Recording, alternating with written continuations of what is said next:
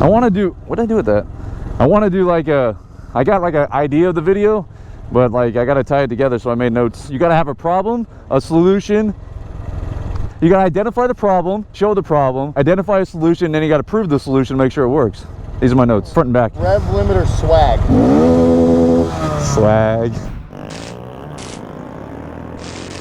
What up, YouTube? This video is brought to you by the most comfortable and stylish pair of riding jeans that I've ever put my two legs in, Pando Moto. No kidding, I've been wearing these for about 2 months now. If you go to my Instagram, you look at any of my previous photos the last 2 months where I'm in it, you're gonna see me wearing these jeans. They're that comfortable. Popular in Europe, Pando Moto is now expanded to the US, so they reached out to me, asked if I want to get a pair of jeans. After checking out their website and seeing the quality that's there, I said, sure, send in a pair, I'll test them out. Think I'd wear them once, do a little plug, and that's it. Like I said, been wearing them non-stop every ride I go on for the last 2 months. They're really comfortable. You don't even know you're wearing motorcycle jeans, even though if you go down, you're going to be protecting your booty. Now, these are far from budget jeans, but the old saying goes, you get what you pay for applies here. With super stretched Cordura denim and reinforced Kevlar stitching, they got that 2-position knee armor pocket, so it's got a zipper on it. You can slide in armor if you want to wear a little extra protection, or take it out if you want a little bit more of a casual ride. These riding jeans are not only going to look amazing on you, but they're going to save your butt if you go for that slide. Besides riding pants, they also have a whole bunch of other attire, so check them out. Appreciate it, Pando Moto, for sending this stuff in. Now let's jump into the reason you're here. Let's get to my new upgrades for my stunt Honda Grom.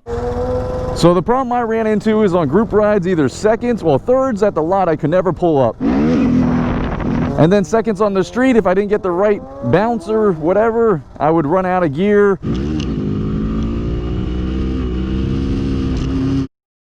We're going to talk about the cam and ECU mod for the Honda Grom and whether it's a good stunt option.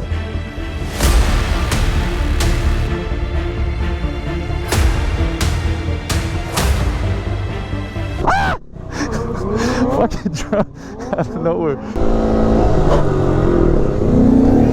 That was smooth. Alright, after making some notes, I'm having a hard time tying this video all together while editing. I'm going to go ahead and hit you with some voiceover for the rest of this. Let me back up and talk about the problem and the solution again. The Grom is underpowered, no shocker there. This cam and the ECU reflash will increase the horsepower by as much as 3 horsepower at higher RPMs, meaning it's going to be easier to pull up that front wheel at faster speeds and higher gears. So I'm not going to bore you with the install video, there's plenty of videos out there, check them out, links down below. But when I first did the ECU and cam installed, I took my Grom for a test ride. Alright, so first initial impression is it's not that noticeable. What is noticeable is I'm revving out longer, so obviously the rev limiter has been removed or extended to about 10,000 RPMs. What? What size bike is that? It's a 125cc. Oh, really? Yeah, it's a little one. What's that? Honda. Oh, really? It's called a Grom. How much you go? How much? Like 3,000, 3,500. That's a lot of money, huh? I mean, they're a lot of fun, so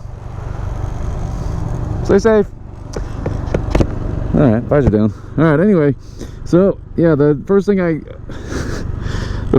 noticed was the rev limiter is going to 10,000. So I was told to ride around for about 15 miles, so I'm gonna go do that, see if it changes at all. So they say it takes about 15 miles for the ECU to relearn your bike and adjust. I didn't see any results during that time frame. I mean, second feels the same. Okay, first, second, third. Okay, we're right around 30. Wait till it evens out right about here. Feels the same right now. So while talking to some local stunners that did the exact same mod with the ECU and the cam, I asked them if it was a noticeable power increase, and both of them said yes, it's very noticeable after you reset the ECU. So I went ahead and did the ECU reset, took it to the stunt lot and tested it again. Immediately I could feel the power increase. I'm talking about a very noticeable improvement in acceleration.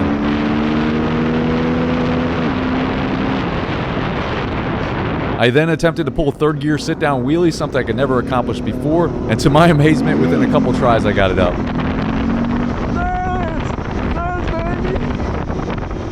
So again, the solution is this ECU reflash, and the cam is going to give you more power on the higher RPMs. Therefore, it's going to make you faster through the gears, and it's going to give you more power to pull up that front wheel when you rev it up and dump that clutch. Thirds.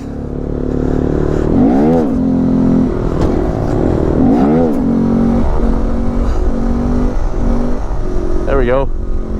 Woo! It takes me like 2 pumps to get it up, just because I'm not sure where the balance point is, and I feel like I'm being a little bit of a bitch the first time, just kind of gauging it.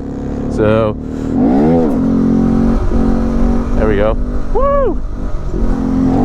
Oh, that's gonna be so much fun on group rides. I like it. So one of the cons that other stunters mentioned was low end bog, meaning when you're at the lower end of the RPMs, it bogs out on you. It feels like it's gonna die. After running this for a couple months and many lot days, I've found no noticeable low end bogging for me. So let's pause right there and talk about my mods, because I think that's a huge factor in whether or not you would experience a low end bog situation. So I'm running 1437, which is 1 down in the front, 3 up in the back, which I believe is offsetting that low end bog that people may have experienced. So basically it's countering for that low end bog with the higher gearing. Also, I'm running stock exhaust and stock airbox with the airbox mod. I don't know if that plays a factor as well, but it's worth mentioning. Also, I have an idle adjuster from the 6 shop, a quick throttle tube from Motion Pro. I think those both are a must if you're going to be running this setup for stunting. It just gives you a little bit more control on your idle. After running this setup for the last couple of months, I have no plans on going back to stock. In fact, I'm going to be building up an identical copy of this stunt Grom with that fresh 2017 Honda Grom I bought, and I'll be putting on this cam and ECU as well. The cam and the DHM reflash wakes up the Grom. As long as you reset the ECU after installing, I think you'll find similar results as me. Down below I have a link to all my mods on this Grom, including this one. Check it out. Let me know if you have any questions, but I'd say if you're running the similar gearing as me, you're going to experience similar results as me. Enjoy, subscribe. I will see you in the next one.